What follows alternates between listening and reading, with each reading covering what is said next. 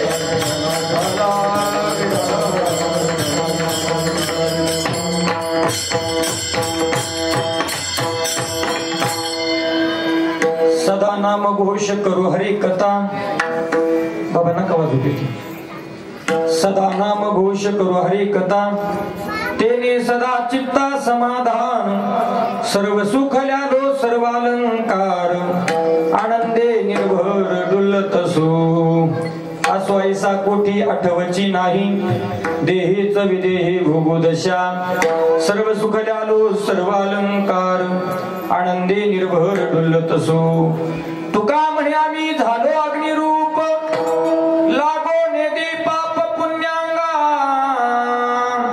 सर्व सुख ल्यालो सर्वालंकार आनंदे निर्भर डुलत सो विठ्ठल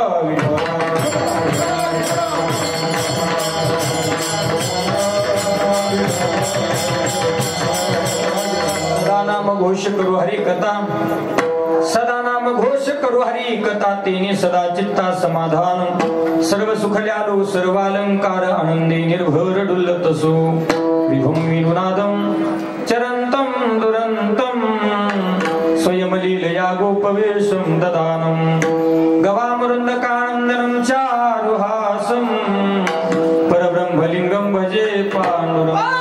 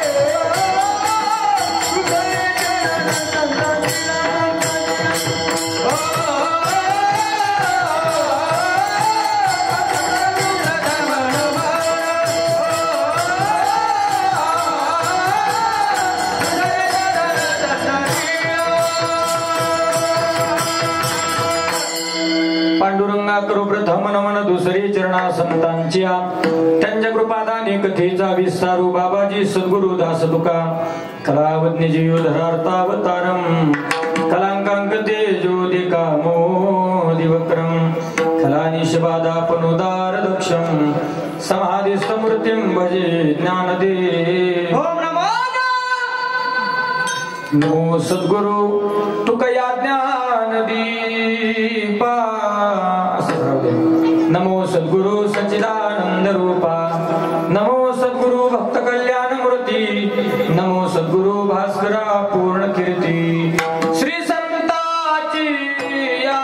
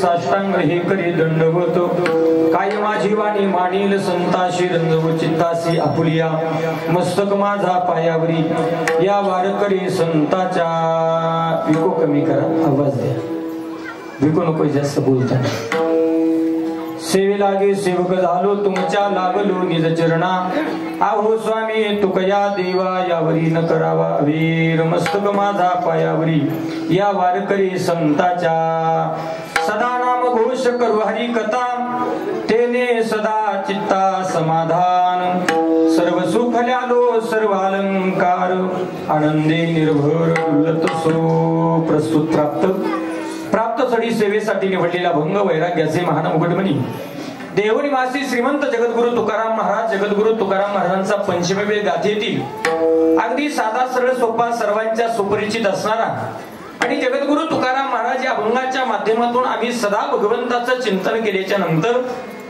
आमच्या जीवनामध्ये जो आमूलाग्र बदल झाला ना आम्हाला काय प्राप्त झालं याचा अनेक या अभंगाच्या माध्यमातून प्रतिपादन करतात विठ्ठला विठ्ठला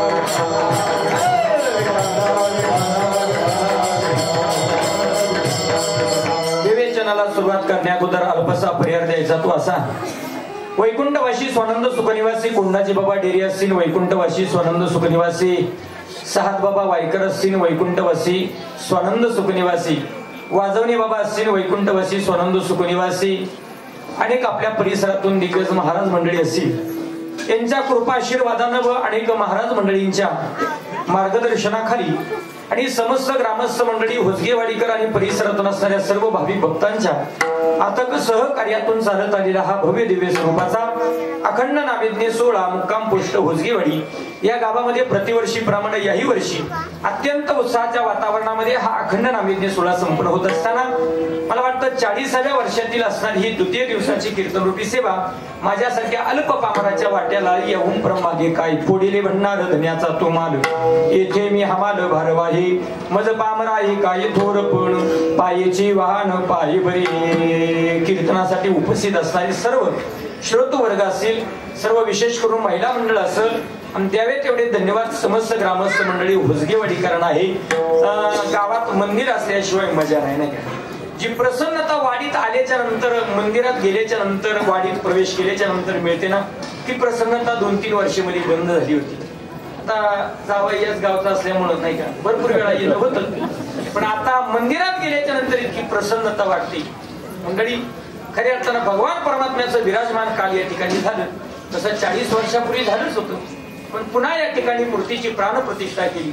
अतिशय आनंदीमय वातावरण आहे, इतकं भव्य दिव्य की असं वाटतंय आपण होसगेवाडीत कीर्तन करत नाही, मग पंढरपूरच्या वाळवंटात कीर्तन करतोय. विठ्ठला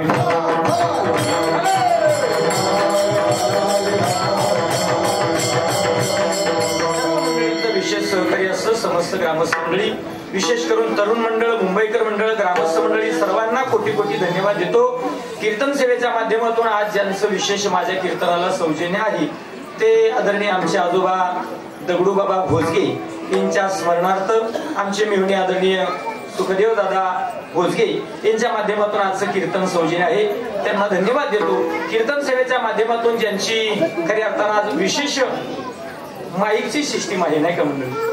आता माझा आवाज थोडासा बसलेला तुम्हाला दिसतोय, त्याचं कारण असं आहे गेली 4-5-6 दिवस झाला, आता हे दोन्ही पोरं माझ्या सोबत आहे, 4-5 दिवस झालं मला काही चांगला माईक भेटला नाही, कुठंतरी कमी कुठंतरी जे असेल पांढरीतीच्या सुरूमध्ये वरडायचं म्हटल्याच्या नंतर मग ते सगळं संपूर्ण होतं. आणि म्हणून आज बऱ्याच दिवसानं मला आमच्या परममित्र परमात्म स्नेही गोड माईक सिस्टीम ज्यांची आहे ते माझे आदरणीय परममित्र जिवलक जीवश्य कंठस्य पप्पू दादा शिंदे यांची खऱ्या अर्थानं आजची सिस्टीम आहे. अतिशय गोड आवाज आहे, त्यांना धन्यवाद देतो. कीर्तन सेवेच्या माध्यमातून खऱ्या अर्थानं अनेक मंडळी काही घरामध्ये बसलेली असतात, ज्यांना गुडघ्यानं, डायबिटीसनं, बीपी शुगरनं इथे येता येत नाही, काही वृद्धापकाळाकडे आपलं शरीर झोपल्यामुळे काही नाही इथे येता येत नाही, पण काही का होईना घरी बसून का होईना ते मोबाईलला पाहून आजचं कीर्तन पाहू शकतात. ज्यांचं सौजन्य आहे आदरणीय आमचे राहुल दादा भोजगे, दादांनाही कोटी कोटी धन्यवाद देतो. विनेकरी बाबापासून ती सगळी मंडळी एका होणी अशा प्रकारची सगळीच असणारी व्यक्तिमत्व सर्वांना कोटी कोटी धन्यवाद देतो. कानसकर मामा असतील, भगवान मामा असतील, तुकाराम काका असतील, तुकाराम मामा असतील, काका मामा थोडस बदललं, तुकाराम मामा आमचे पावडे बाबा असतील, आपल्या महाराष्ट्रातील खेड तालुक्याचा बुलंद आवाज माझे जीवश्य कंठस्य मित्र रात्री महाराज कीर्तनावरून गेल्याच्या नंतर 1:30 वाजेपर्यंत माझ्या बरोबर आनसाराम बाबाचं आणि आमच्या सचिन महाराजांचं कौतुक करत होते नाही का. असं गोड गळ्याचे गायक आमचे सचिन महाराज या ठिकाणी उपस्थित आहेत. उंच पहाडी बुलंद आवाज नाही का. आपण कैलास महाराज पवार पाहिली, पण आता कैलास महाराज पवार आपण गणेश महाराजांच्या रूपाने पाहतोय. आमचे जीवश्य कंठस्य मित्र गणेश महाराज असतील, हरिभक्तीपर्यंत उंच पहाडी आवाजाचा बादशाह माझे जीवश्य कंठस्य मित्र आदरणीय आपले दिनेश महाराज कडलग असतील. आणि इथं काय बोलायचं, आपल्या भागाचं नाव महाराष्ट्रात नव्हे तर महाराष्ट्राच्या बाहेर ज्यांनी खऱ्याच नव्हे गायन क्षेत्रामध्ये गेले. गायन म्हणजे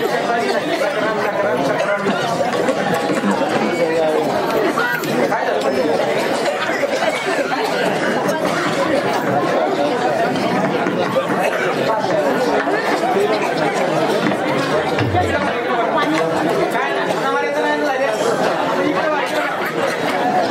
एवढं होऊ नये, केलं नाही मामा नाही पाहिजे बरोबर इकडे पाहिजे.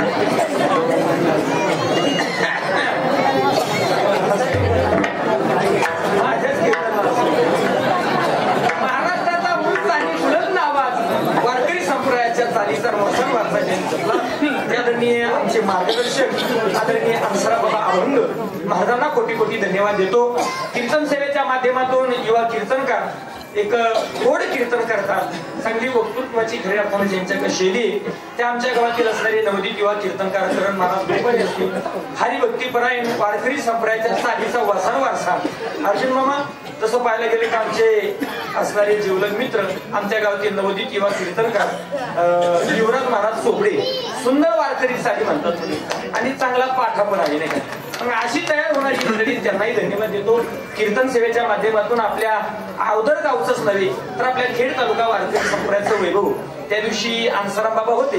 राक्षेवाडीमध्ये कीर्तन केल्याच्या नंतर मी थोडासा आलेख यांच्या कीर्तनानंतर घेत असतो. आम्ही सागर महाराज नाही का, पण आमच्या लक्ष्मण महाराजांचा रिपोर्ट मात्र त्या मंडळी इतका उत्कृष्ट सांगितला. म्हणजे महाराज नवीन कीर्तन करतात पण अतिशय बोली भाषा, आवाजही छान आहे, चाली चांगल्या म्हणतात. इतकं सुंदर आणि गोड कीर्तन सेवा करणारी आणि मोकळेपण रसाळवाणी या गुणानं संपन्न असणारे आमचे लक्ष्मण महाराज मिरगी असतील, आमचे बारणे मामा असतील, ही दोन लहान लहान लेकरं असतील, पक्वादवादक आमचा बारणे बाबांचा पोरगा असेल त्यालाही धन्यवाद देतो. चोपदार बाबा असतील, सर्व समस्त ग्रामस्थ मंडळी असतील. कीर्तनाला विशेष करून आज ज्यांची उपस्थिती मी जास्त कोणाचा नामोल्लेख करत नाही. दोन पक्वादवादक आहेत आमचे विकास दादा असतील आणि अंसराम बाबांनी आपला पोरगा पुढे परंपरेनं घालून दिला नाही का. असे असणारे आमचे वेदांत महाराज अभंग महाराजांना धन्यवाद देतो. सर्व परिसरातील ग्रामस्थ मंडळी असतील आणि विशेष करून फक्त एकच नामोल्लेख आपल्या सगळ्यांमध्ये करतो. आदरणीय वारकरी संप्रदायाचा वारसा जपणारे भजन विश्व आदरणीय गुरुवर्य निवृत्ती काका मुके असतील आणि गुरुवर्य रामदास बाबा मेदगे असतील. मंडळी या दोघांची नावं घेत असताना आज मला ज्यांची आठवण झाली ना प्रामुख्यानं ती तीन व्यक्तिमत्व आज कीर्तना करताना येत मंडळी. एक म्हणजे मारुती बाबा मेदगे आणि दुसरं म्हणजे मारुती महाराज सावंत आणि एका म्हाताऱ्याचं नाव मला माहित नाही. ते आपल्या सतीश भाऊचे वडील वसंत. तो माणूस तर असा आहे ना मंडळी, पाईटला कामाला जात असताना काय प्रेम असेल माझ्यावरती. जर घरापाशी जर पाहिलं की महाराजांची गाडी येते तर बांधाचा सुद्धा विचार करणार नाही, खड्ड्याचा विचार करणार नाही, तसा धस उड्या जसं काय म्हातारपणात तारुण्य आले अशा पद्धतीचं ज्यांचं. पण त्यांच्याही दशकिरा विधीच्या निमित्तानं मला येता आलं नाही की हिमालयासारखी उंच असणारी माणसे उंचीची पण ही माणसं आज आपल्यामध्ये नाही. सर्वांना कोटी कोटी धन्यवाद देतो आणि माझ्या कीर्तन सेवेकडे बोलतो. विठ्ठला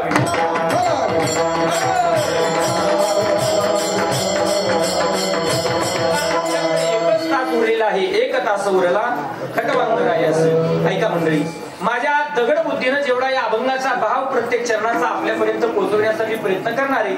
ऐका, मला वाटतं एक तास उरलाय म्हणजे एक दोनच चरण आपली होतील, बाकीची चरण मी घेऊन घरी जातो. तुम्ही काही काळजी करावी. ऐका मंडळी, अभंग जगद्गुरु तुकाराम महाराजांचा आहे आणि प्रस्तुत अभंगाच्या माध्यमातून जगद्गुरु तुकाराम महाराज या मृत्यूलोकात आल्याच्या नंतर परमार्थ पटलावरती चालत असताना आम्ही जीवनामध्ये काय केलं, त्यांना आम्हाला काय प्राप्त झालं, थोडक्यात कर्तव्य काय केलं आणि कर्तव्य केल्याच्या नंतर प्राप्त काय झालं, म्हणजे कर्तव्य आणि प्राप्तव्य याची जोड तुकाराम महाराज अभंगाच्या माध्यमातून तुमच्या आमच्या समोर घालून देतात. विठ्ठला अभंग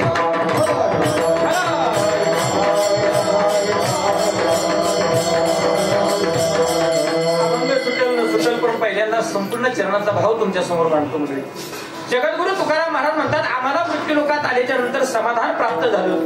ते समाधान मिळवण्याकरता सगळीकडे माणसं अहोरात्र प्रयत्न करत असतात, पण ते समाधान आम्हाला प्राप्त झालं. तुकोबराला काही साधकाने विचारलं, तुकोबराया ते समाधान जे तुम्हाला प्राप्त झालं ना, ते समाधान प्राप्त होण्याच्या पाठीमागं काही विशेष कारण आहे का? तुकाराम महाराज म्हणजे सदा भगवान परमात्म्याचं नामस्मरण केल्यामुळं आमच्या जीवनामध्ये सदा समाधान प्राप्त झालं. सदा नाम घोष हरी कथा तेने सदा चित्ता समाधान. सदा नाम घोष केल्यामुळं सदा चित्ताला समाधान मिळालं. सदा एखादी गोष्ट केल्यामुळं सदा समाधान मिळेल याची शाश्वती देता येणार नाही. समाधान मिळेल पण सदा मिळणार नाही, शाश्वत मिळणार नाही, चिरकाल टिकणार मिळणार नाही. महाराज म्हणतात सदा समाधान आम्हाला प्राप्त झालं. महाराज सदा समाधान प्राप्त झालं तर लौकिक दृष्ट्यानं बाह्य लक्षणानं काय तुमच्यात बदल झाला? मले काय नाही. सर्व सुख द्यालो सर्व अलंकार आनंदी निर्भर डुलत असू, आनंदानं हर्षानं निर्भयतेनं मी डोल्याला लागलो. हे झालं अंतर्लक्षण. बाह्य लक्षण अंतर्लक्षणामध्ये बदल काय झाला? तुकाराम महाराज म्हणतात सदा नाम घोषणानं तर चित्ताला समाधान मिळालं. पण तुकाराम महाराज म्हणतात विदेही अवस्था प्राप्त झाली आसवायसा कोठी आठवची नाही देहीच विदेही भोगुदशा. आणि म्हणून तुकाराम महाराज म्हणतात आम्ही अग्निरूप झालो म्हणजे आम्ही ज्ञानरूप झालो. आणि ज्ञानरूप झाल्यानंतर तुकाराम महाराज म्हणतात तुका म्हणे आम्ही झालो अग्निरूप म्हणजे आम्ही ज्ञानरूप झालो. लागोने दीपाप पुण्यांगार सर्व सुख ल्यालो सर्व अलंकार आनंदे निर्भर डुलत सो विठ्ठला विठ्ठला.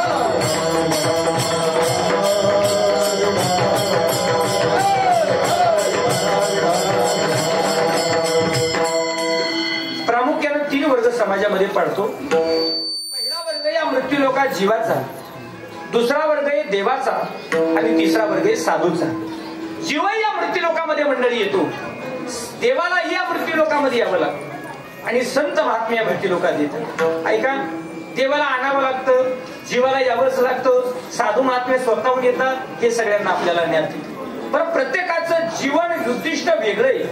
जीवाचं जीवन उद्दिष्ट वेगळंय, देवाचं जीवन उद्दिष्ट वेगळंय आणि साधूचं जीवन उद्दिष्ट वेगळंय. याही पुढे जाऊन बोलतो जीवाचा व्यवसाय वेगळा आहे, साधूचा व्यवसाय वेगळा आहे आणि देवाचा व्यवसाय वेगळा आहे. नाही कळालं ते याही पुढे जाऊन सांगतो. जीवाचा धंदा अलग आहे, जीवाचा धंदा वेगळा आहे. ऐका, देवाचा धंदा वेगळा आहे आणि साधूचा धंदा वेगळा आहे.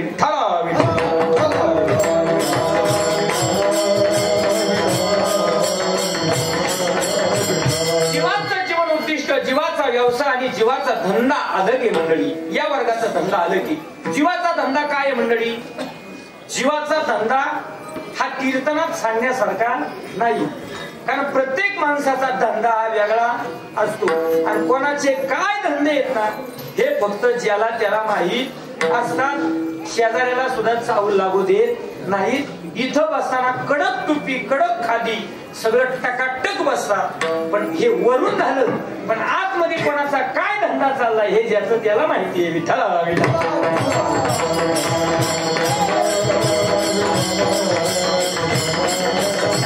माणसाच्या धंद्याचं कीर्तनात वर्णन करणं म्हणजे व्यर्थही मंडळी, व्यर्थही कीर्तनात माणसाच्या धंद्याचं.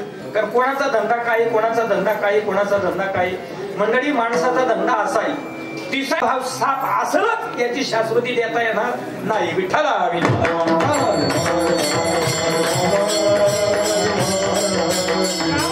हरिनाम सप्ताह चालू आहे, धर्ममंडप चालू आहे.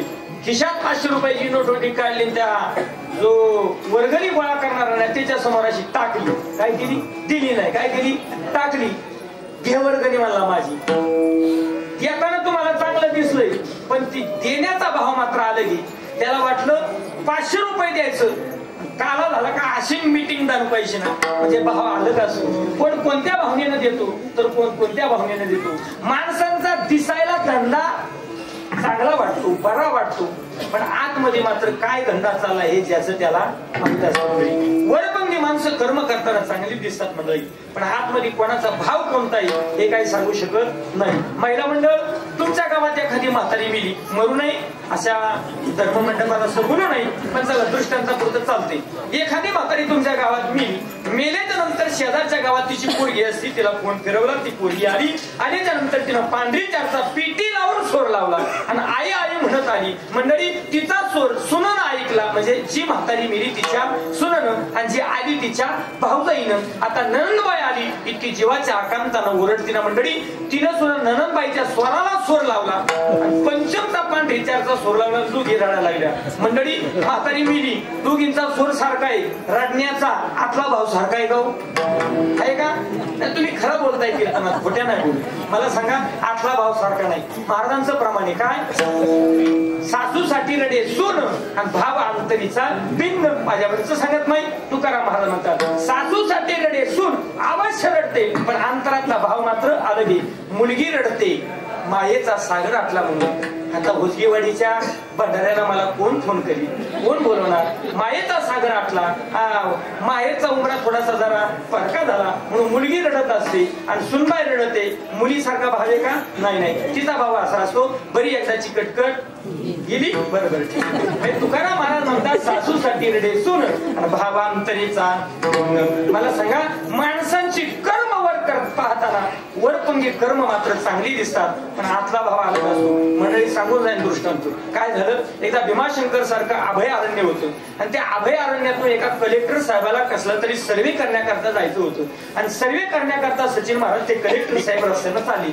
रस्त्यानं जात असताना एका रस्त्यावरती त्यांच्या गाडी फसली. गाडी फसल्याच्या नंतर चाक त्या गाळामध्ये गुंतलं. मंडळी चाक गाळात गुंतल्याच्या नंतर त्या कलेक्टर साहेबानं तिथं मदतीचा आवाज दिला. म्हणजे मदतीसाठी सगळ्यांना आर्ततेची हाक दिली पण जवळपास काही कोणी घरही दिसना आणि माणूस नाही कुत्र सुद्धा नव्हतं. तर माणसं सोडून द्या पण 2-3 पोरं मात्र आवाज आल्याबरोबर त्या ठिकाणी धावत आली. त्या 2-3 पोरांनी कलेक्टर साहेबांना सांगितलं, साहेब तुमची गाडी मी काढून देऊ का? साहेब म्हणले, हो. अरे मी मदतीचा आवाजच प्रत्येकाला आर्ततेची हाक दिली होती पण इथं काय मला कोणी दिसलं नाही. पोरांना एवढी गाडी काढून द्या. पोरांना गाडी काढली. 4-5 जण होते. प्रत्येकाच्या हातावर साहेबांना 500-500 रुपये दिले. सचिन महाराज 500-500 रुपये दिल्याच्या नंतर सगळी पोरं आनंदी झाली. पण कलेक्टर साहेबांनी विचारलं, म्हणले पोरांनो ही गाडी फसली, मी तुम्हाला प्रेमानं तुम्हाला 500 रुपये दिले, तो भाग अलग आहे पण तुम्ही तरुण तडफदार दिसताय, काही व्यवसाय धंदा बिंदा काही करता की नाही? म्हणजे आमचा हाच धंदा आहे. अरे हाच धंदा म्हणजे कसं काय? अरे काहीतरी धंदा असतो ना. हा धंदा आहे. तुम्ही म्हणता हा धंदा आहे तर हा धंदा फक्त पावसाळ्यात चालू शकतो. उन्हाळ्यात काय लग्न मुडीत आपलं लग्न खात घेत आता का काय करता? काय तुम्ही हिवाळ्यात काय करता? उन्हाळ्यात हिवाळ्यात हा तुमचा उद्योग चालणार नाही, हा तुमचा धंदा चालणार नाही. पोरं म्हणली, कलेक्टर साहेब त्याची पूर्ण जबाबदारी आम्ही घेतलेली आहे. मंडळी ते कलेक्टर साहेब म्हणतात, कसं काय पोरांनो? म्हणजे काय नाही, पावसाळ्यात पाऊस येतो पण उन्हाळ्यात आणि हिवाळ्यात आम्ही त्याची व्यवस्था केली. म्हणजे काय, इथं आमच्या जवळच एक सरोवर आहे किंवा ओढा आहे किंवा त्या ठिकाणी धरण आहे. त्या धरणातनं पाईपलाईन केली, मोटर बसवली, ते पाणी आणायचं, रस्त्यावर टाकायचं, रस्ता ओला होतो. येणाऱ्या जाणाऱ्याच्या तुमच्यासारख्या साहेबांच्या गाड्या फुटल्या की 500 तरी पावसाळ्यात मिळत असले, उन्हाळ्यात कोणी नाही 500 दिलं तर कमीत कमी 300 तरी. आता मंडळी एखाद्याची गाडी गाळात गुंतल्याच्या नंतर गाळातली घेतलेली गाडी बाहेर काढून देतो हा धंदा चांगला आहे. पण जाणून बुजून चिखल करायचा, गाडी गुंतवायची, त्याच्याकडून पैसे उकळायचे. तुमच्या ध्यानात आलं का माझं वाक्य? जाणून बुजून धंदा उद्योग करायचा, त्याची गाडी गुंतवायची, त्याच्याकडून पैसे उकळायचे. पैसे उकळायचे जाणून बुजून, हा धंदा बरा नव, हे वागणं बरं, हे वागणं चांगलं नाही मंडळी, नाही का? हा झाला माणसांचा धंदा. त्याचा भार आपल्याला विचार या अभंगात करायचा नाही. कारण मंडळी माणसाच्या धंद्याचं वर्णन करणं म्हणजे व्यर्थ चिंतने. विठ्ठला ज्ञानोबरांनी यावरती 2-3 ओव्या खर्ची केल्या महाराज. ज्ञानोबरा काय म्हणतात ऐका. महिला मंडळ, आपल्याकडे भात जास्त आहे, भात. तुमच्याकडं ज्वारी जास्त आहे, ज्वारी. कोसगेवाडीच्या परिसरात लाल मातीवरती ज्वारी जास्त आहे. मंडळी तुम्ही ज्वारी अथवा तुम्ही भात घ्या. ते भात उपणत असताना तुम्ही ते भात उपणता आणि एखादा रस्त्यावरून जाणारा वाटसरू असतो ना, तो तुमच्या जवळ येतो, अरे वेडायचं काय, भात काय उपणतोस? मग ते भुसकट उपण, भुसकट.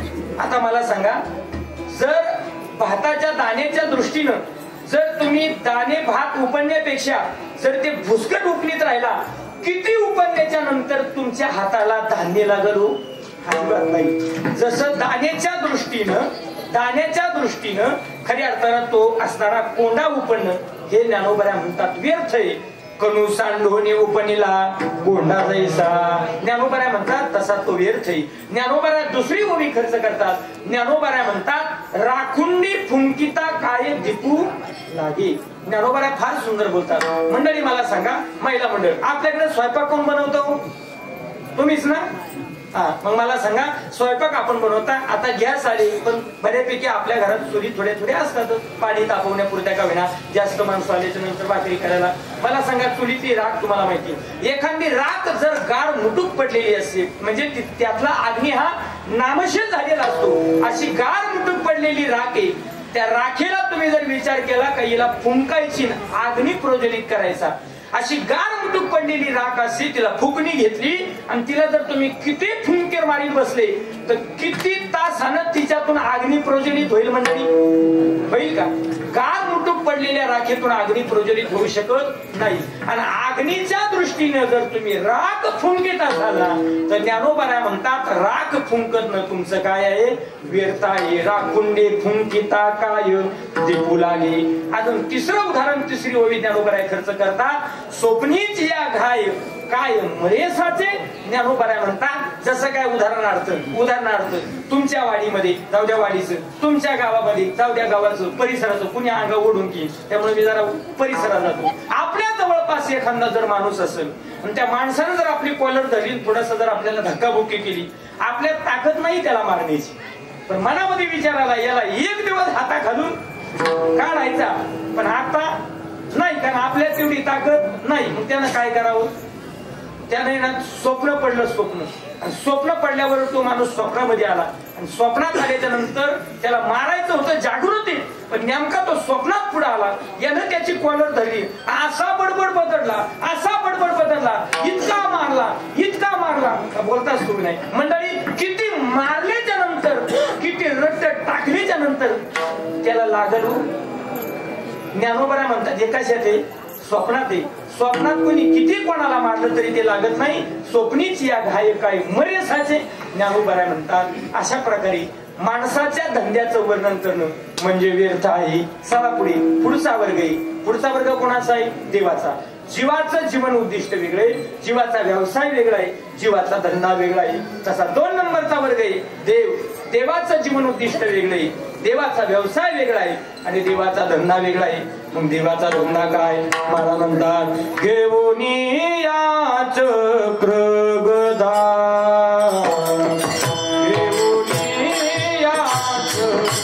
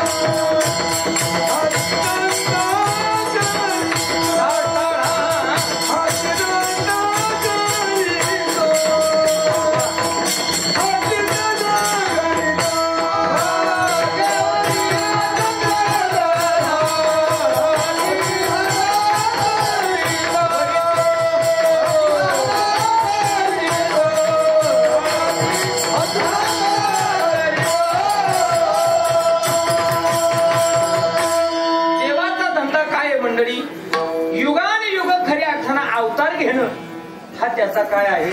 एक प्रकारे धंदाची. महाराज म्हणतात घेऊन या चक्रगदा हाची धंदा करीतो. हाची म्हणजे या प्रमाणामध्ये तुकाराम महाराजांनी चकार वापरलाय. चकार हाची च आला ना, हाची म्हणजे चकार आहे मंडळी. उदाहरणार्थ पटेल म्हणून तुम्हाला सांगून जातो. निवडणुकीचा काळ असतो. निवडणुकीच्या काळामध्ये काही सगळे कार्यकर्ते गाड्या बिड्या भरून, सध्या कार्यकर्ते नाही कार्यकर्त्या पण गाड्यांमध्ये भरू प्रचाराला जातात नाही का. मग सगळी जण प्रचाराला गेल्याच्या नंतर प्रचाराला आपल्याला काय मासवडी जेवायला अशी बाई नाही ना.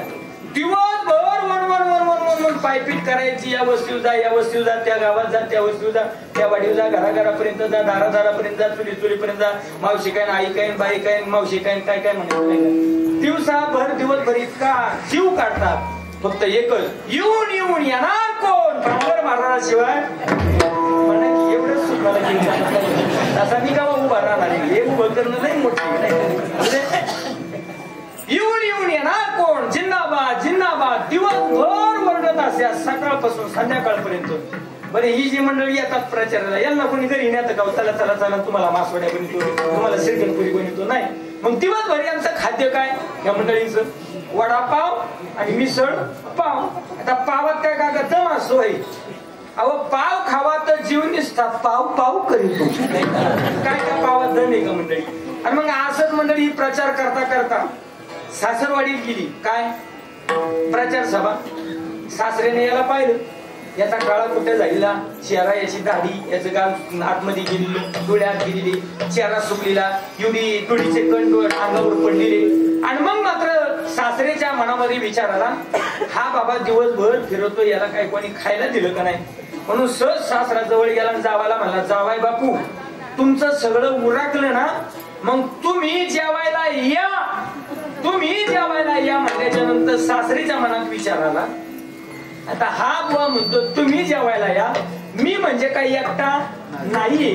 तुम्ही हा शब्द अनेक अर्थाने विचारला जातो एक अर्थाने बोलला जातो. ऐका तुम्ही म्हणलं का मी तुम्हीच येता तुम्ही म्हणलं की सगळी तुम्ही येता.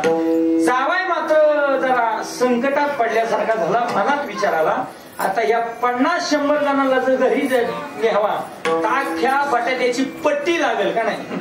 100 माणसाला जेवाय घालायचं म्हणतो. मग त्यांनी विचार केला सासऱ्याला हात धरला बाजूला घेतला. सासरे बुवा तुम्ही म्हणजे मी एकटा का तुम्ही म्हणजे तुम्ही सगळे. सासरा म्हणला तुम्हीच. जिथं च आला ना व्याकरणाच्या दृष्टीनं चकार आला म्हणजे तुम्हीच.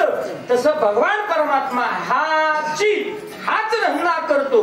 महाराज कोणता धंदा करतो महाराज म्हणता विठ्ठलाला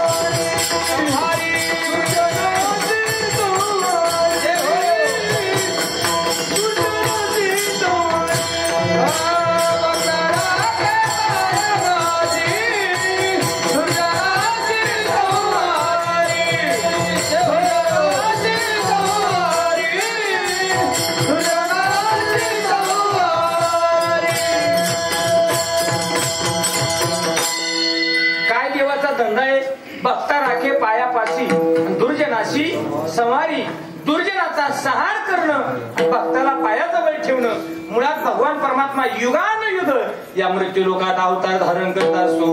यदा यदा हि धर्मस्य ग्लानिर्भवति भारत अभ्युत्थानम धर्मस्य तदात्मानं सृजाम्यहम्. काय करतो देवाचं काम? काय? परित्राणाय साधूनां विनाशाय च दुष्कृतां. काय? धर्म संस्थापनार्थाय संभवामी युगे युगे.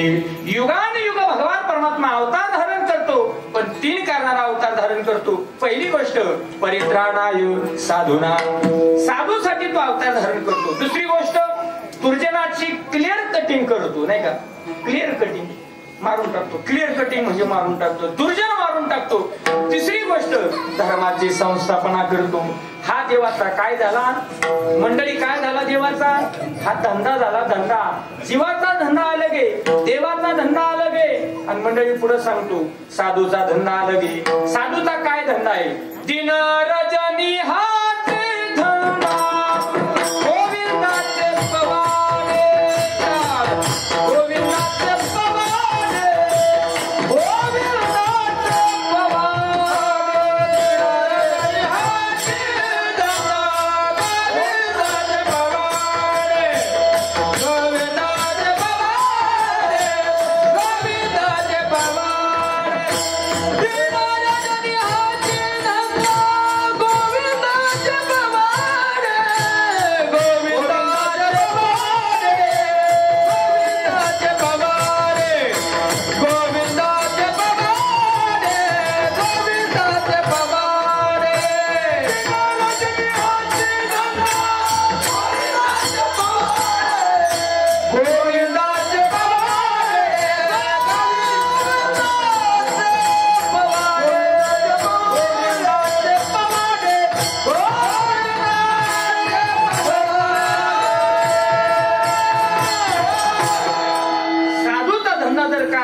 तर दिनरंजनी हाची धंदा गोविंदाचे पवाडे. गोविंदाचं नामस्मरण करणं, त्याचं पोवाडे गावणं म्हणजे हा खऱ्या अर्थानं साधूचा काय झाला? धंदा आहे. महाराज अवघी याचा विसर झाला, हा राहिला उद्योग. एवढाच उद्योग फक्त साधूच्या जीवामध्ये राहिला. धंदा धंदा धंदा म्हणजे तरी काय हो? धंदा म्हणजे एक गोष्ट सातत्यानं करणं, यालाच धंदा म्हटलं जातं. तुम्ही पोरगी पाहायला गेल्याच्या नंतर, आता आपल्या तुमच्या काळात तर नव्हता, आमच्या काळात होता, बायोडाटा पाठवायचा. बायोडाटा हे गडी तर मोकळच आहे, यांना काही विचार नाही, पण इकडे आहे बायोडाटा. बायोडाटा बायोडाट्यावरती एक मुद्दा असतो. काय असतो? मुलाचा धंदा. काय मुलाचा धंदा करतो? असले बायोडाटे पाहून काही माणसं अशी आपठत येत ना महाराज, काय सांगावं. तिच्या हनुमंताचा धंदा टाकला होता. पोरगा घेतो आणि देतो. सासऱ्याला वाटलं घेतो देतो म्हणल्याच्या नंतर तू लगेच देऊन टाकली का? अहो घेतो देतो म्हणजे काय? काहीतरी घेत असेल, पैसे देत असेल, घेत असेल, घेणं देणं. तसं बँकेमध्ये कसं आहे, भरणा करायचा, त्याला वाटलं बँकेचा मॅनेजर आहे का काय, नाही ते नक्की कॅशियर आहे का काय, असं काहीतरी वाटलं असेल. आणि मग त्या धंदा पाहिल्याच्या नंतर मग मंडळी त्या ठिकाणी लग्न जमलं. लग्न जमल्याच्या नंतर पोरगी नांदायला गेली. नांदायला गेल्याच्या नंतर 2-3 बोलवणी झाली. 2-3 बोलवण्यात आल्याच्या नंतर 3ऱ्या बोलवणीला जी पोरगी आली ना, तर परत जायचंच नाव घेईना. बाप नपुरी काय झालं? सासू काय खजाडी का काय? म्हणजे अजिबात नाही बाबा. सासरा काय जाच करतो काय? म्हणजे अजिबात नाही. ननद काय चाड्या चुगल्या करते का? म्हणजे अजिबात नाही. मग दीर काय तुला काय धंदाटी करतो का? म्हणजे अजिबात नाही. मग तुला झालंय तरी काय? म्हणजे सगळी चांगले, पण नवऱ्याला रोग आलाय ना, म्हणजे काय झालं? अगं आता लग्न झालंय, 4 दिवस लग्न झाले, सारखाच झोपा काढतो, सारखाच झोपा काढतो. जेवला का झोपायचं, झोपला का उठायचं, आंघोळ करायची, जेवला का पुन्हा झोपायचं, झोपला का पुन्हा उठायचं, आंघोळ करायची, जेवला का पुन्हा झोपायचं. म्हणजे रात्रंदिवस फक्त झोपतच असतो, निसता घोरतच असतो. असं म्हणलं सास त्या पुरीच्या बापाची तळपायाची आग मस्तकाला. त्याने असं ठरवलं 4 वजनदार माणसं न्यावत का? वजन पडलं पाहिजे ना. ही 4 वजनदार माणसं नेली. बरं वजनदार माणसं नेल्याच्या नंतर ते म्हणले या या या या या बस आमच्या सतरंजीवर. काय झालं कीर्तन म्हणजे असं झालं, मला जरा आवाज या या या म्हणजे अजिबात बसणार नाही. म्हणजे झालं काय तुम्हाला?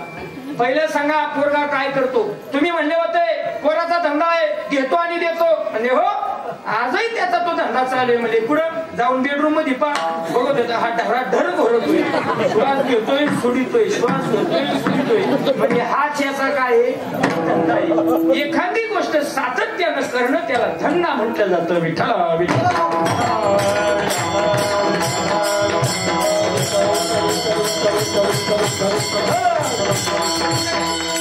संत महात्म्याची विशेषता एका गोष्टीची, नामस्मरणाची विशेषता तुम्हाला सांगतो मंडळी, त्यांच्या धंद्याची विशेषता सांगतो.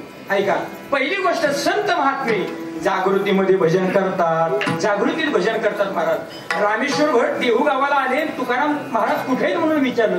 म्हणले सकाळच्या प्रातविधीसाठी बहिर दिशेला गेले. बहिर दिशेला गेले म्हणजे कोणत्या दिशेने गेले म्हणजे या दिशेने गेले. आणि रामेश्वर शास्त्री त्या दिशेने गेले. पाहतात तर का एका झाडाच्या आडुशाला तुकोबाराया सध्या सकाळच्या विधीसाठी बसले होते. तोंडातून मात्र आवाज चालू होता, विठ्ठल माझा माझा माझा माझा माझा, विठ्ठल माझा मी विठ्ठलाचा,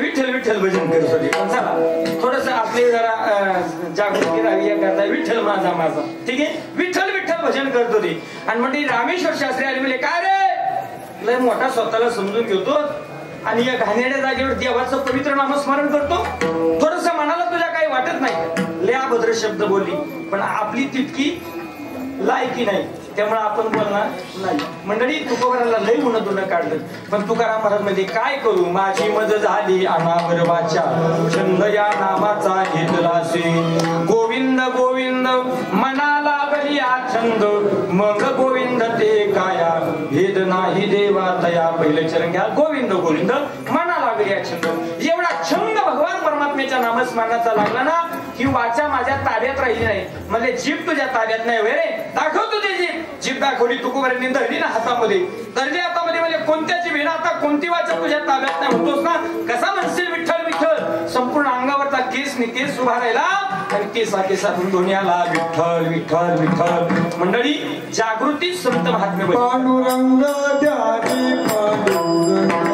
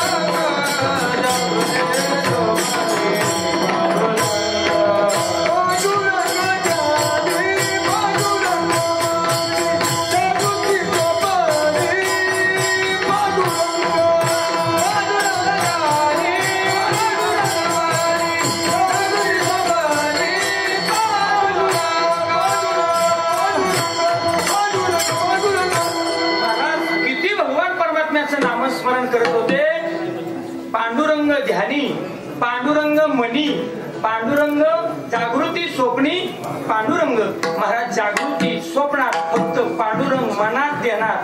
आपल्या पांडुरंग मनी, त्यांच्या मनात पांडुरंग, आपल्या मनात मनी. मनी मनी मनी मनी मनी मनी, जागृतीत मनी, स्वप्नात मनी, सुश्रुषित मनी, मनी मनी मनी. नाही का? पण तुकाराम महाराजांचा अलग होतं. शिंक जांभळी खोकला तितका वेळ वाया गेला. एवढाच वेळ वाया जायचा. महाराज जागृतीत भजन केलं मंडळी, जागृतीत भजन केलं.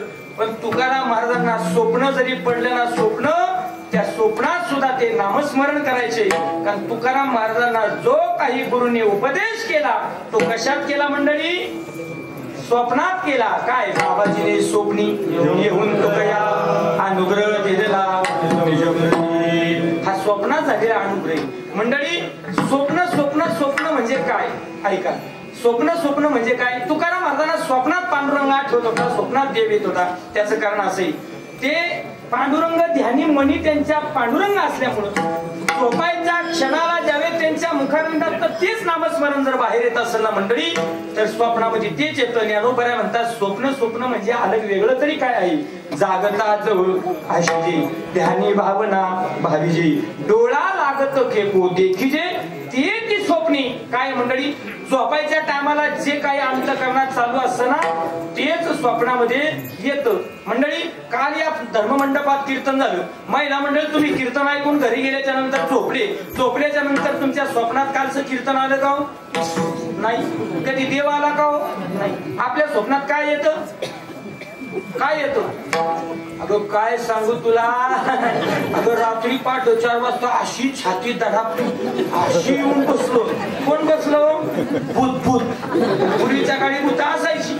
त्याची कलवातली मंडळी तर म्हणायची तिकडे त्या झोऱ्यामध्ये एवढी भूत असायची. पण आता भूत राहिली नाही. त्याचं कारण असंय, माणसं भूतापेक्षा विचित्र वागायला लागली, त्याच्यामुळे आता भूत राहिली नाहीत मंडळी. स्वप्न स्वप्न म्हणजे काय? जागृतीत ज्याचं स्मरण तुम्ही करताना ते मात्र स्वप्नामध्ये येतं. आणि जागृतीत मात्र तुकाराम महाराज भजन करायचे, तेच त्यांच्या स्वप्नात यायचं. स्वप्न स्वप्न म्हणजे वेगळं काही नाही मंडळी. सांगून जातो ऐकून. एक काय झालं, एक माणूस होता, गरीब होता बिचारा. गरिबी असल्यामुळं, प्रचंड गरिबी असल्यामुळं दुसऱ्याची मोटरसायकल पाहिली का त्याला असं वाटायचं कधीतरी आपणही घ्यावी, नाही का? आता मोटरसायकलवर लोक नाही थांबत. आता ट्रेनही घेते मी, तिच्या घरी लोक झाले, त्याच्यामुळे काही विषय नाही. पण मला काय म्हणायचंय, आता लोक खूप श्रीमंत झाली. पण पूर्वीचा काळ होता. पूर्वीच्या काळामध्ये ज्यावेळेस 2 व्हीलर नसायची, 2 व्हीलर गावातल्या थोड्या मोजक्या लोकांकडे 2 व्हीलर असेल, त्याच्या मनात विचार आला आपल्याला 2 व्हीलर घ्यायची, सरपंच 2 व्हीलर घ्यायची, 2 व्हीलर घ्यायची. दुसऱ्याने जर त्याला जर 2 व्हीलर घ्यायची म्हणले ना, तर तो माणूस काय करतो माहिती का? काय करतो? ज्याला 2 व्हीलर घ्यायची ना, तो दुसऱ्याची 2 व्हीलर तो बटन कसा स्विच ऑन कसा करतो, क्लच कसा धरतो, युवराज महाराज नाही. आम्ही 3 जण का असलो त्याचं कारण करण जरा मला मदत केली ना, 100% आपण काय घेणार? मोटरसायकल घेणार. थोडीशी आपल्या मित्र परिवाराने मला थोडे पैसे दिले ना, 100% मी मोटरसायकल घेणार. मोटरसायकल घेणार घेणार घेणार घेणार घेणार. नेमकी त्याच्या सासरवाडीची आधी जत्रेला बायको म्हणली काय हो, बऱ्याच दिवस मी गेले नाही तुम्ही गेला नाही, चला आपण दोघंही जाऊ म्हणले. कुठं? सासरवाडीला. दोघंही सासरवाडीला गेली. सासरवाडीची यात्रा झाली, दिवसभर बैल गाडं वगैरे, पण ते तिच्या काहीच देणार नाही.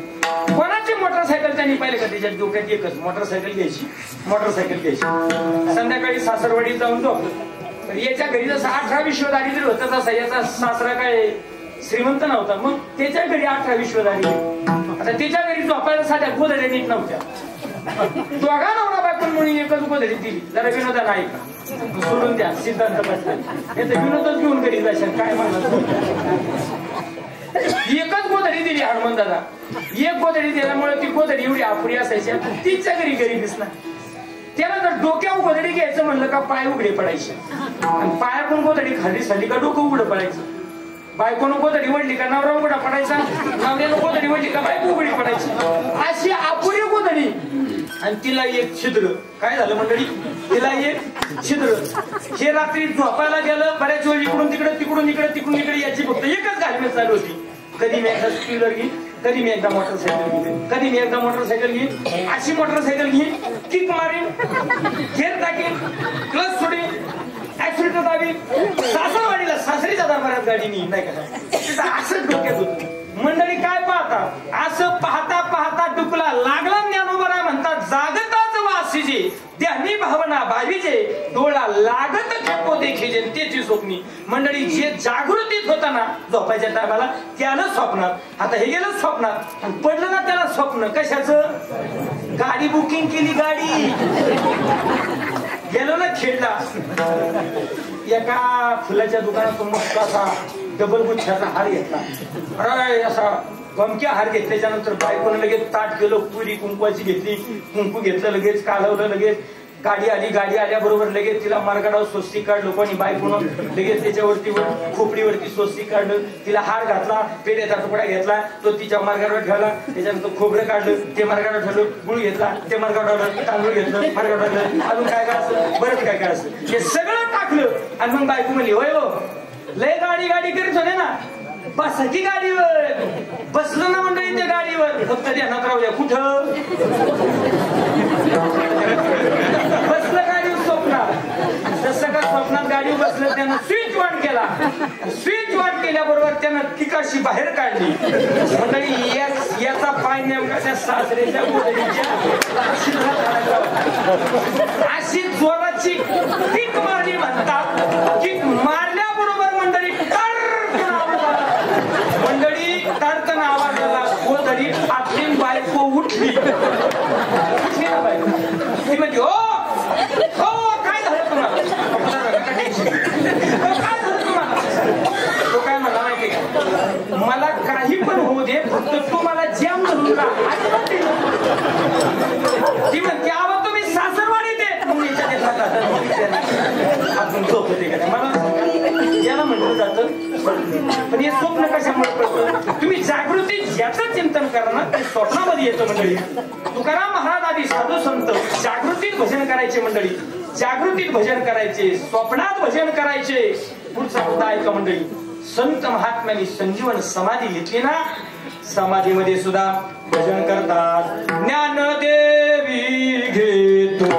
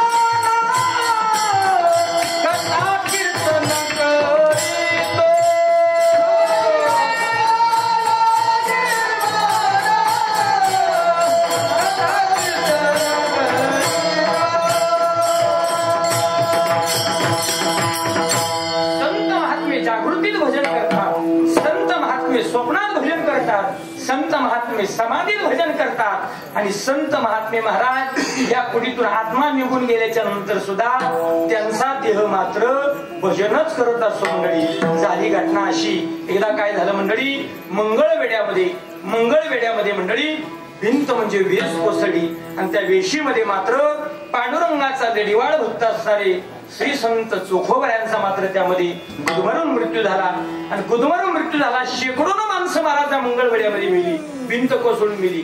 मंडळी मला चोखोबऱ्याचं चरित्र वाचताना कधी कधी असं वाटतं आपण एकदा पंढरपूरच्या वारीला गेलो तिकडून आलं का आपल्या मनात एकच भावना असते काय एकच भावना असते आपण एवढी कीर्तन करतो एवढी प्रवचन करतो एवढं आळंदी पंढरीची वारी करतो दुःख आपल्या वाट्याला का दुःख आलं का आपण सगळं सोडून देतो. म्हणजे माळे ठेवायचे नाही काळे गळ्यात घालायचं नाही विना घ्यायचं नाही कीर्तनाला जायचं नाही कायला जायचं नाही. कधीतरी हा विचार करा ना अखंड ज्यांच्या ध्यानीमणी पांडुरंग होता त्या चोखोबऱ्याचा मृत्यू मात्र कसा झाला गुदमरून झाला. मंडळी चोखोबाई म्हणजे सामान्य नाही चोखोबराय म्हणजे सामान्य नाही मंडळी.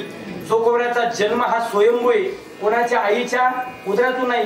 आई बाप एका शेतीच्या कामाला होती आणि शेतजीनं काही पीक निघाल्याच्या नंतर पहिलं पीक देवाला देणार असा त्याचा नेहमीचा नियम असायचा. नित्यानं त्यानं 125 म्हणजे 125 आंबे भरले. 2 पाठीमध्ये केले. एक पाठी चोखोबराच्या आईच्या डोक्यावर दिली आणि दुसरी पाठी चोखोबराच्या बापाच्या डोक्यावर दिली. महाराज दोघे जण तिथून प्रस्थान केलं. पुढे आल्याच्या नंतर देवानं परीक्षा घ्यायची ठरवली आणि देव ब्राह्मणाच्या विषयात गेला. देवानं ब्राह्मणाच्या विषयात गेल्याच्या नंतर मागितलं, माय म्हणले 8 दिवसाचा उपाशी, मग मला तुमच्या जवळ काहीतरी खायलाय पाठीमध्ये, देता का मला? म्हणले द्यायला काय हरकत नाही, पण यावर आमचा अधिकार नाही. नागाला नग मुजून आणले ते ब्राह्मणाकडे, नागाला नग पांडुरंगाजवळ मुजून द्यायचे, त्यामुळे मी देऊ शकत नाही. पण महिला मंडळ तुम्हाला सांगू का, तुमचं अंतःकरण लय कोमल असतं, हळवं असतं. तुम्हाला फक्त कोणी आईन बाईन ताई म्हणलं ना का तुम्ही लगेच पागळून जाता. त्यामुळे जास्त चोऱ्या तुमच्याकडे होतात. त्याचं कारण असे तुम्ही लगेच मियानासारखे पागळता. त्यामुळे ते चोखोबराची आई ना ती सुद्धा मृदू अंतःकरणाची होती. तिला त्याचा कळवळा आला, तिने गपचूप एक आंबा काढला आणि त्याला दिला. गप माझ्या पाठी मग बसून खा, माझ्या नवऱ्याला कळता कामा नाही. त्यानं तोंडात घातला आणि चोखला. बाबा चोखाला चोखल्याबरोबर म्हणा त्याने पुरता खाला नाही, मग त्यांना पुरा नाही खाला आणि चोखला चोखोबरायची ऐकत दिला. म्हणजे आंबटे ती म्हणजे हे बरे, एक तर तू उपाशी, तुला खायला दिलं तर तुझ्या मिजाशात असतं वाढल्या. इकडे तो आंबा घेतला. आंबा आता पाठीत कसा ठेवायचा, कारण देवाचा प्रसाद आहे, देवाला उष्टा नैवेद्य कसं दाखवायचा. मंडळी तिनं काय केला, ओटीमध्ये तो आंबा ठेवला. ओटीत आंबा ठेवला आणि पांडुरंगाच्या दरबारात गेली. सगळ्या ब्राह्मणाकडे आंबे दिले. नगाला नग मोजून पाहिले, पण 124 आंबे भरले. ब्राह्मणाने विचारलं एक आंबा कुठे, यानं सांगितलं चोखोबराच्या वडिलांना सांगितलं मी नाही खाला, मी कोणाला दिलाय नाही, पण बायकोनं कोणाला दिलाय का विचारतो. मग तिला बाहेर विचारायला, अगं एक आंबा कमी पडतोय, कोणाला दिला का? त्याला म्हणलं आता कसं खोटं बोलावं. चोखोबराची आई खरं बोलली, म्हणजे एक आंबा मी त्या भिक्षुकाला दिला, पण त्याने पुरता चोखला नाही, त्याने चोखला आंबटे म्हणून माझ्याकडे दिला. कुठे म्हणले तो, म्हणजे ते चल दाखवायला म्हणले. आणि मग चोखोबराय त्या ब्राह्मणा चोखोबराचे वडील त्या ब्राह्मणासमोर आले आणि आईनं तो ओटीतला आंबा काढणार आणि असा चोखोबराने ओंजळ खाली केली, त्या ओंजळीत आंबा टाकणार का, तर तो आंबा नव्हता. मग ते मूल झालं मूल आणि ते बाळ होऊन चोखोबराच्या वडिलांच्या हातात पडले. तेच चोखोबराय. सामान्य का त्यांचा जन्म? भगवान परमात्म्यामध्ये स्वयंभू जन्म आहे.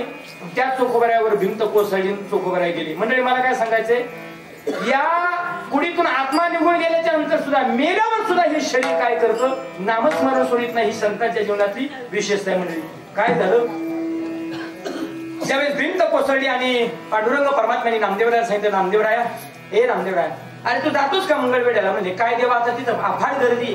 काय नाही म्हणले, माझा लढीवाळ प्रिय भक्तेना चोखोबा त्याची फक्त आज ती घेऊन ये.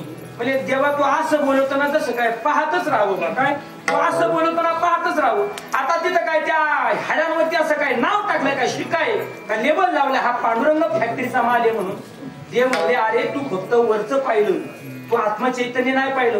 हाडातलं आत्मचैतन्य अजून तसंच जिवंत आहे म्हणले. हा काय झालं, एका शेतकरी होता, असा शेतकरी रुबाबदार. तो शेतकरी असा, तो पटीचा शेतकरी होता, हाडाचा शेतकरी होता. त्यानं काय केलं, असं शेजार तास धरलं, तासामध्ये तो ते नागरी घ्यायचा, तासामध्ये किंवा शाळू घ्यायचा, तासामध्ये पेरायचा. ते तासात ते पेरत असताना ते पोरगं तिथं आलं, म्हणते बाबा आता तुम्ही कवर आहोत धरायचा, तर माझ्या हातात द्या. बाबा असा सरळ बाबा धरायचा. पोरांनी काय केलं, वाकडीन तिकडीन चक्रान नाकरान चक्रान नाकरान असंच ना, असा चक्रा नखरा मारा लागला. बाप मला एक धड्या असा आणता तो याव, अरे काय चालला इवड्या सगळा इकडं तिकडं इकडं तिकडं करतो, सरळ आऊत हाण. तो पोरगा काय म्हणला, बाबा सरळ आऊत आणलं आणि वाकडं आणल्याच्या नंतर जरी पेरलं वाकडं म्हणून, जरी तास वाकडं तिकडं आलं म्हणून कधीच वाकडं तिकडे येणार आहे का? नाही. तुकाराम महाराज म्हणतात, ऊस जरी कसा वाकडा तिकडा असला त्याचा रस वाकडा तिकडे आहे का? ऊस डोंगा परी रस डोंगा पुढचा नका घेऊ, फक्त एवढंच घ्या, उत्तरार्ध नका घेऊ, पूर्वार्ध. महाराज म्हणले त्याचं चैतन्य आत्मचैतन्य पहा. जा जे हाड भेटल कानाला लाव. चोखोबरायचा तिथलं हाड घ्यायचं, कानाला लावायचं. जे हाड विठ्ठल विठ्ठल बोलल त्या अस्थी माथार घालायच्या. पांडुरंग परमात्म्याकडे आणल्या. माझा दृष्टांत संपला. आता पुढचं काय आपल्याला सांगायचं नाही, वेळ आपल्याकडे. तुम्ही मंडळी, संत महात्म्याची नामाची विशेषता अशी, संत महात्मे जागृतीत भजन करतात, संत महात्मे स्वप्नात भजन करतात, संत महात्मे समाधीत भजन करतात, आणि संत महात्मे या देहाची म्हणजे या देहातून पुढील आत्मा निघून गेल्याच्या नंतर सुद्धा शरीर सुद्धा त्या ठिकाणी विठ्ठल विठ्ठल भजन करतं, नामस्मरण करतं. तुकाराम महाराजांना एकाने विचारलं, म्हणजे महाराज हे तुम्ही म्हणता मी नेहमी देवाचं नामस्मरण करतो, हाच आमचा धंदा आहे, हाच आमचा धंदा आहे, या धंद्यातून तुम्हाला काय मिळतं होय? हे कसं झालं माहितीये का? म्हणजे एखादा दुकानदार असावा टपरीवाला, त्याला 2-3 टपरी घेऊन टपरी बांधावी आणि त्या टपरीच्या बाजूला भला मोठा बंगला बांधावा. लोकांनी त्याला येऊन विचारतं, काय रे उठवतो सकाळचा आणि 2-3 चिंपाटे घेऊन डबडी घेऊन बसवतो, यातून तुला काय मिळतं का? अरे यातून मिळतं काय नाही, हा बंगला कशाच्या जोरावर झाला? कीर्तनाच्या पाकिटाव नाही, त्याच्यावर होत नसतो बंगला, त्याला कष्ट करायला लागत फक्त त्याच्यावर नसतो होत. अरे ही डबडी मांडतो, याच्यातून काय झालं म्हणजे बंगला झाला? तसं तुकाराम महाराज म्हणतात, उगाच मी हे करतो, मी काय रे, मी कधी तुझ्या दारामध्ये कधी लोटाभर दूध मागायला आलो का? तू म्हणतो यातून तुम्हाला काय मिळतं का? मिळाल्याशिवाय का? तुकाराम महाराजांना विचारलं काय मिळतं म्हणजे काय? जगाच्या बाजाराची विकत भेटत नाही आणि त्याच्याशिवाय जीवन जगू शकत नाही असं समाधान आम्हाला प्राप्त होतं. तुकाराम महाराज म्हणले ते समाधान जर तुम्हाला आम्हाला प्राप्त व्हावं असं जर वाटत असेल तर काय करा? अभंगाचं पहिलं चरण, सदा नाम घोष करू हरी कथा, सदा नाम घोष करू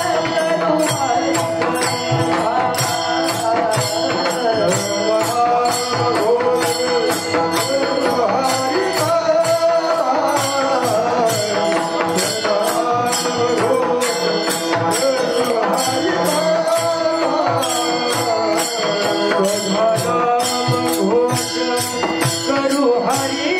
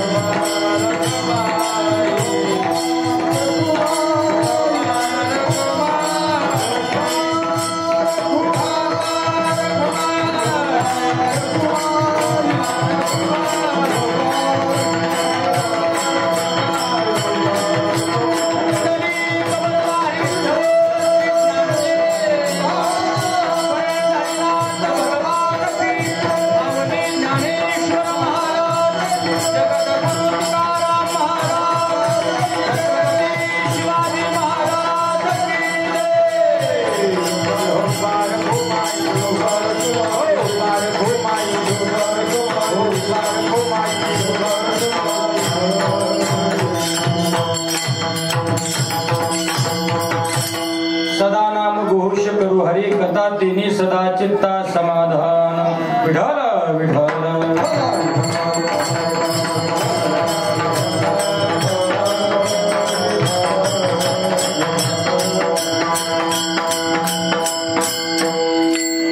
सदा नाम घोष करू हरी कथा तिनी सदा चित्ता समाधान. महाराज म्हणतात चित्ताला समाधान प्राप्त झालं, पण ते कशामुळे प्राप्त झालं असेल तर सदा नाम घोष करू हरी कथा. सदा भगवान परमात्म्याचं आम्ही नामस्मरण करतो. महाराज म्हणतात सुखे सेवू ब्रह्मानंद गाऊ राम नाम सदा.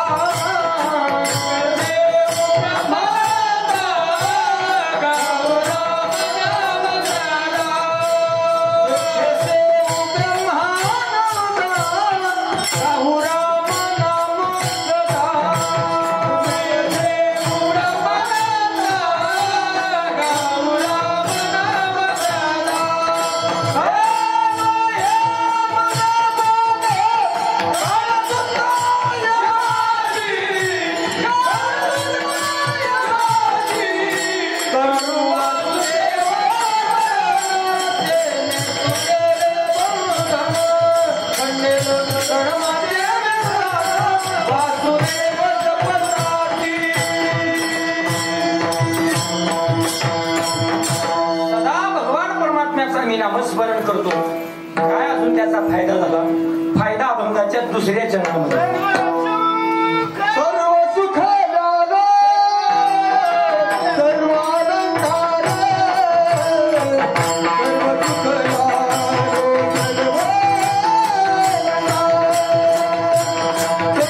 सुख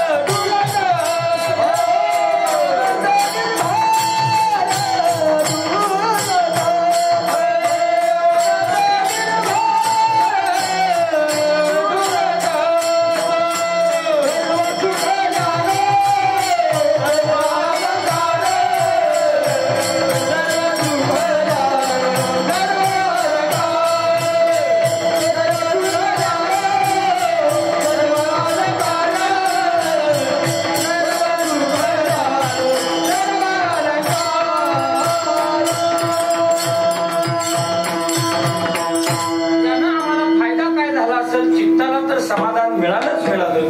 पण तुकाराम महाराज म्हणतात सर्व सुखाची प्राप्ती झाली आणि सर्व सुखाची प्राप्ती झाल्याच्या नंतर आम्ही आमच्या अंतःकरणाला निर्भयता आली. म्हणजे आम्ही कोणाला आता घाबरत नाही. निर्भय प्रकारचं जीवन झालं, कोणतंही भयमुक्त जीवन झालं. अशा प्रकारे निर्भयता जीवनामध्ये आली आणि त्या निर्भयतेनं आम्ही डुलू लागलो.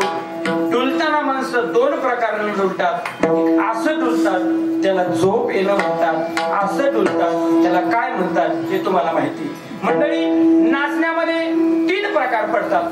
पहिलं नाचणे मस्तीचं, दुसरं नाचणे द्वेषाचं, तिसरं नाचणे भक्तीचं. जे भक्तीचं नाचणं आहे ना ते तुकोबऱ्याच्या जीवनामध्ये आलं. तुकाराम महाराजांना भक्तीनं मी नाचायला लागलो, समाधान प्राप्त झालं. मंडळी ऐका, 3 प्रकारची नाचणं. पहिलं नाचणं मस्तीचं नाचणं, डीजे पुढे हातभर जीभ काढून नाचणं, याला मस्तीचं नाचणं म्हटलं जातं. द्वेषाचं नाचणं म्हणजे काय? निवडून आलेला गडी पडलेल्याच्या दारात जाऊन डीजे लावून दना दना शांताबाईवर नाचवतो ना, त्याला हसते का? बरोबर, त्याला काय म्हटलं जातं? द्वेषाचं नाचणं. आणि भक्तीचं नाचणं कशाला म्हटलं जातं? जी मीराबाई नाचत होती, पग घुंगरू बांधके मीरा नाची, पायात घुंगरू बांधा नाचा म्हणा ते नाचणं भक्तीच आहे. तुकाराम महाराज या भक्तीच्या रंगामध्ये नाचतात. तुकाराम महाराज म्हणतात आनंदे निर्भर. हे झालं बाह्य लक्षण. आंतरलक्षणात काय बदल झाला म्हणजे काय झाला अभंगाचं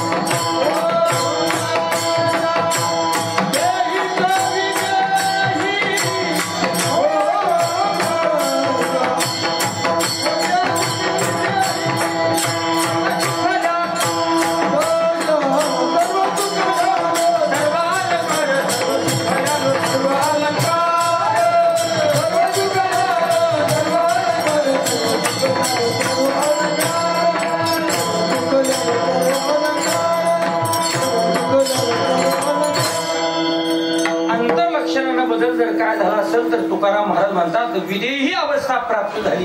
काय खातो आम्ही कासया सांगावे पैसे हे लागत मुखे. आम्ही काय खातो कशा बरोबर खातो कसं खातो कोणी वाढले काय वाढले याचा विचार नाही. ही जी विदेही अवस्था आहे तुकाराम महाराज म्हणतात आमच्या जीवनात प्राप्त झाली. विदेही अवस्था कधी प्राप्त होती मंडळी सांगू. पंढरपूरला जर ज्ञानोबाच्या पालखी सोहळ्याचं प्रस्थान झालं तर मंडळी दोन माणसांची मजा फक्त पंढरपूरच्या सोहळ्यामध्ये पाहायची. एक खाणाराची मजा आणि दुसरी भजन करणाराची मजा. खाणाराची मजा जर पाहिजे असेल ना तर पुन्हा ते सासवड पाहिजे. का नशीब त्या दिवशी एकादशीचा दिवस जातो. अशी खात्यात काय ते सुमारच नाही त्या खाण्यात. आणि मंडळी भजनावाल्याची जर मजा पाहिजे असेल ना भजनावाल्याची तर ती वाघरीच्या रिंगणामध्ये पाहिजे. मंडळी काय महाराज आसवाईसा कोठी आठवची नाही देहीच विदेही भोगू दशा. म्हणून तुकाराम महाराज म्हणतात आम्ही अग्निरूप झालो म्हणजे आम्ही ज्ञानरूप झालो त्यामुळे आम्हाला पाप पुण्य बाधत नाही. अभंगाचं शेवटचं चरण आम्ही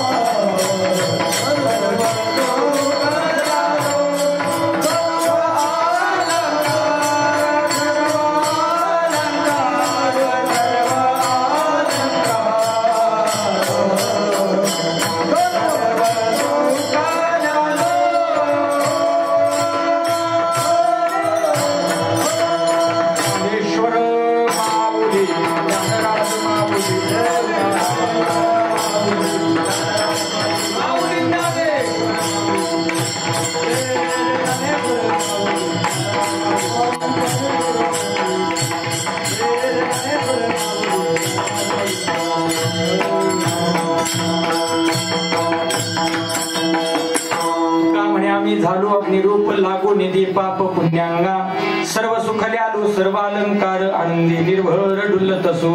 सोन्या भाऊचं नाव घ्यायचं नाही अविनाश मा असो. जेवढं या दगड बुद्धीने या अभंगावरती चिंतन करता आलं तेवढं चिंतन करण्याचा मी विचार केला. तसं मी एवढा चिंतनाचा नाही का, पण तुम्ही सगळ्या मंडळींना सहकार्य केले. 2-4 पोर आहेत कीर्तनकार मजा पाहतील म्हणून आपलं त्यांच्याकडे पाहून कीर्तन करायचं. आदरणीय काका आहेत, ही सगळी मंडळी या ठिकाणी उपस्थित आहेत. सर्वांना कोटी कोटी धन्यवाद देतो. कीर्तन सेवेच्या माध्यमातून सर्व समस्त ग्रामस्थ मंडळी, आजच्या कीर्तनाचे सौजन्यकार, विशेष करून महिला मंडळ आणि या वाडीला द्यावे तेवढे धन्यवाद कमी. अतिशय प्रसन्न वातावरण. हे जे पंढरपूर अवतार आहे ना, असंच चंद्र सूर्य असेपर्यंत पंढरपूर अवतारावं अशी मारुतीरायाच्या चरणाजवळ प्रार्थना करतो. आणि खऱ्या अर्थानं आमच्या भगवान मामांना थोडीशी एक पैरवी म्हणायची थोडी इच्छा झाली. काय हरकत नाही, थोडीशीच म्हणा.